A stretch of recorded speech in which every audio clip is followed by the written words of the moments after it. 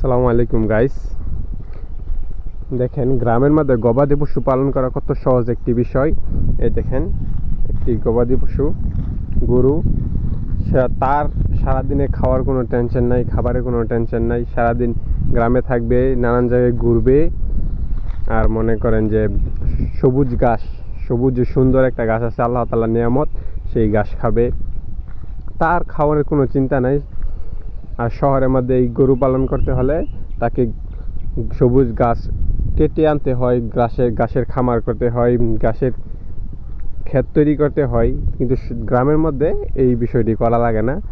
সকালে তাদের ছেড়ে দিলেই তারা নানান জায়গা থেকে সবুজ ঘাস, প্রাকৃতিক ঘাস খেয়ে জীবন যাপন করে। এই দেখেন একটি ছাগল, তারও কোনো টেনশন নাই, খাবারের কোনো চিন্তাই নেই।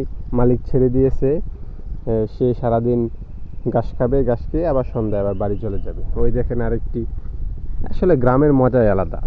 গ্রামের মধ্যে কত জিনিস, কত সুন্দর সুন্দর জায়গা দেখা যায়, সবুজ গাছপালা। কিন্তু শহরের মধ্যে আপনি এটা পাবেন না।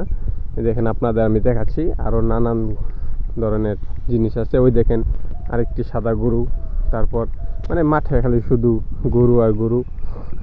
এই যে দেখেন, এই যে আরেকটি, এই যে ওই পাশে আরেকটি দেখা যাচ্ছে। তাদের খাবারের কোনো টেনশন নাই। শহরের মধ্যে একটি গরু পালন করতে হলে তাকে খাবার